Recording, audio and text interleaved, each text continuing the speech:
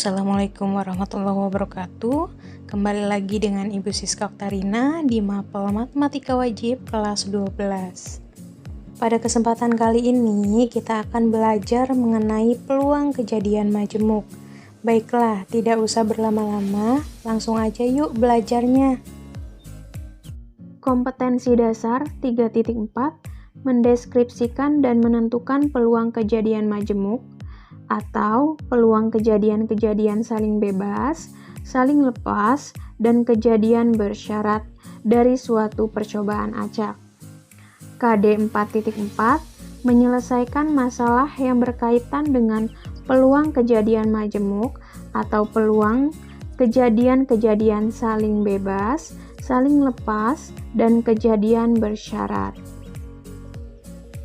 Adapun tujuan pembelajarannya, peserta didik dapat mempelajari, menerangkan, menerapkan, dan menyelesaikan masalah yang berkaitan dengan peluang kejadian dengan benar. Oke, peluang kejadian majemuk. Apa sih peluang kejadian majemuk? Ya, peluang kejadian majemuk adalah rangkaian beberapa kejadian yang dihubungkan dengan dan, dilambangkan dengan irisan, serta atau dilambangkan dengan gabungan. Oke, jadi di sini kejadian yang lebih dari satu kejadian yang digabungkan menjadi satu. Itu masuk ke peluang kejadian majemuk. Oke, di peluang kejadian majemuk itu ada kejadian saling lepas, yaitu kejadian disebut saling lepas jika dua kejadian tersebut tidak mungkin terjadi secara bersamaan. Oke, untuk kejadian yang tidak saling lepas, kejadian disebut tidak saling lepas jika dua kejadian dapat terjadi secara bersamaan. Oke, gitu ya.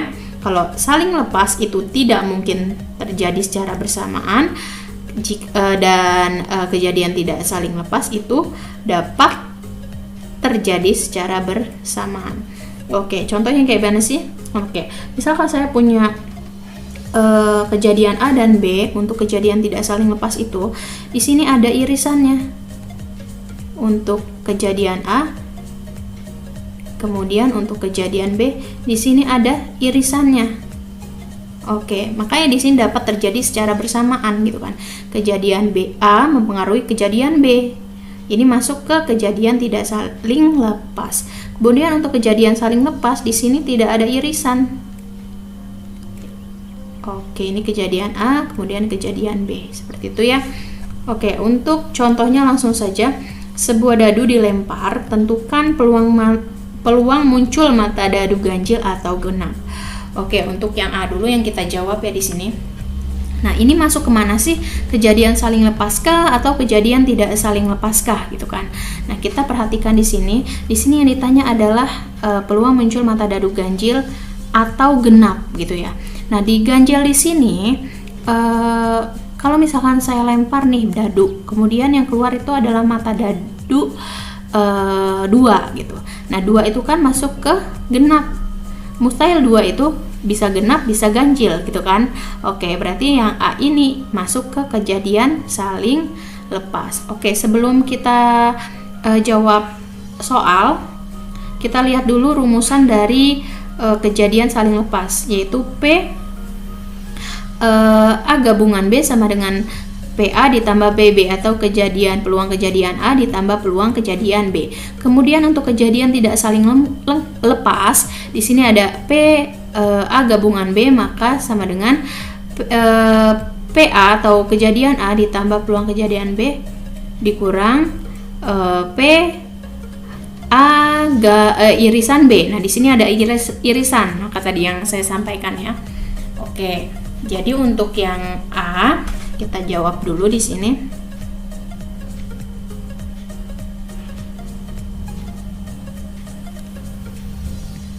Di sini peluang muncul mata dadu ganjil. Berarti di sini P ganjil atau genap ya. Oke, sama dengan gitu ya. P genap P ganjil ditambah P Ya, P genap. Nah, di sini mata dadu ganjil itu ada berapa aja sih? Oke, saya ganti dulu. Bentar.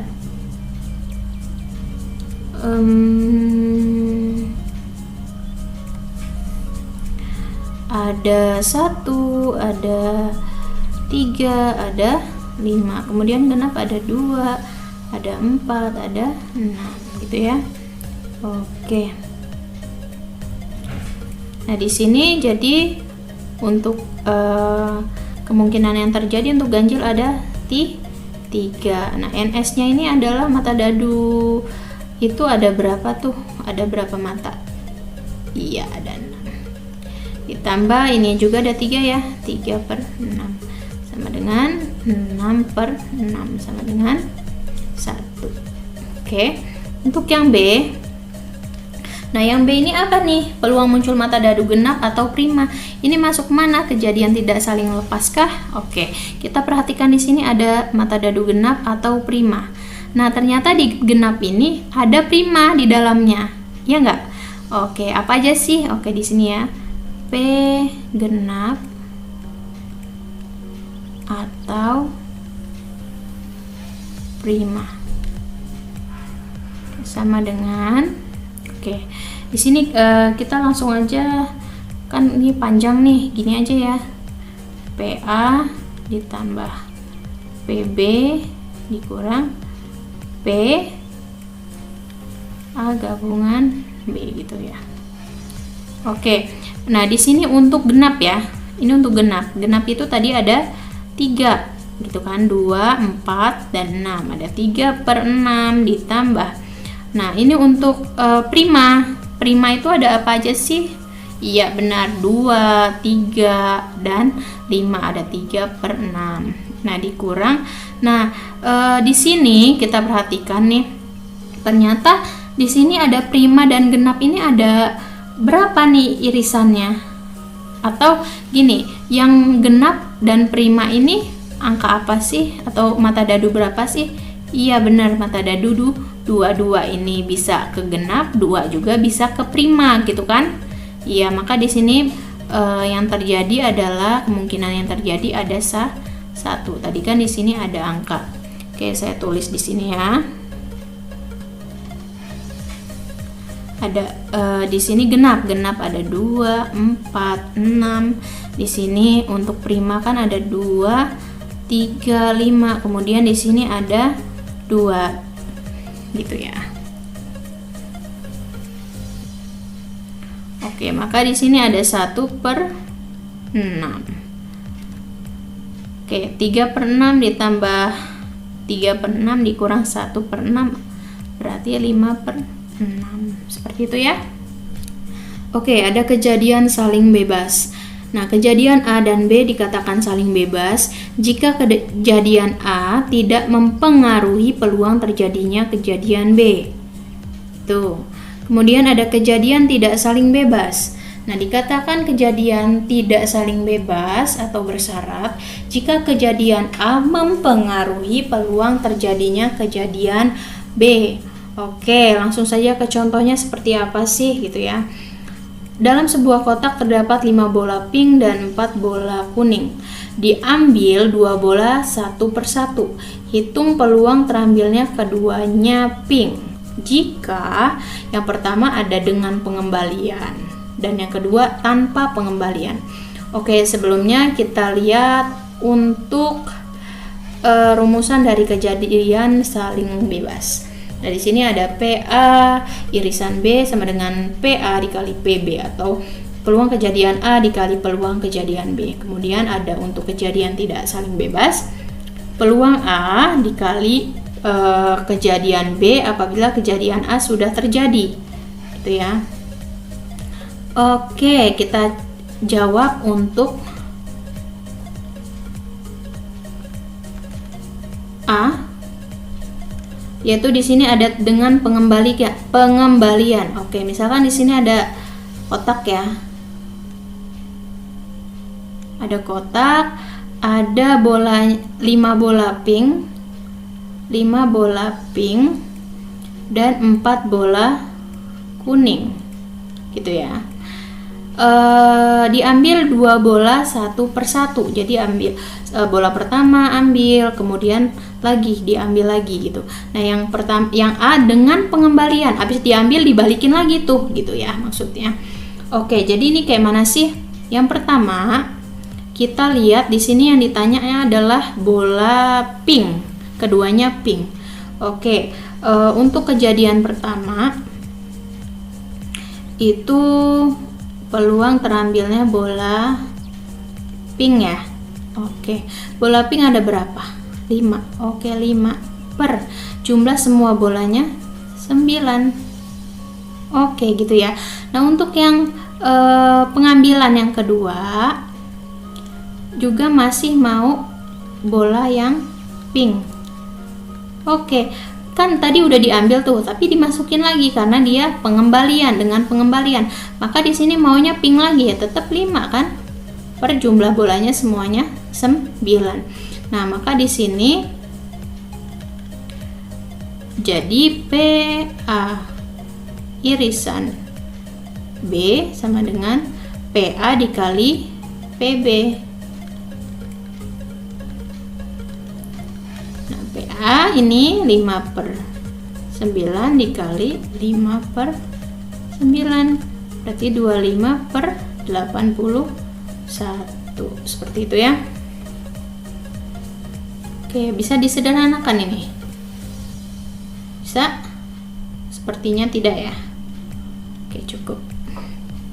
Kemudian untuk soal yang B. Nah, soal yang B ini tanpa pengembalian. Ini masuk ke kejadian tidak saling bebaskah? Oke, kita lihat ya di sini. Jadi kejadian pertama di sini kondisi awal kan dia kotaknya gini ya. 5 pink, 4 kuning. Kemudian ternyata ini yang pertama, kondisi pertama ya. Ternyata kondisi kedua ini karena udah diambil satu bola, nggak boleh dibalikan karena tanpa pengembalian. Nah, di sini setelah diambil bola pink, sisa bola pink ada 4 nih, tetap yang kuning 4 gitu ya. Oke, jadi di sini kejadiannya yang pertama, kayak di sini ya. Yang pertama untuk pink juga ya, 5 per 9. Kemudian untuk kejadian kedua yang ini, dia kan mau lagi yang pink nih, maka yang pink sisa 4 per sisa bolanya 8. Jadi peluang A dan B sama dengan PA dikali P kejadian B apabila kejadian A sudah terjadi, sama dengan 5 per 9 dikali 4 per 8, 20 per berapa tuh? 72 dibagi berapa? 4 bisa ya. 4 di sini 5 per 4, 1, 3, 2, 18 gitu ya.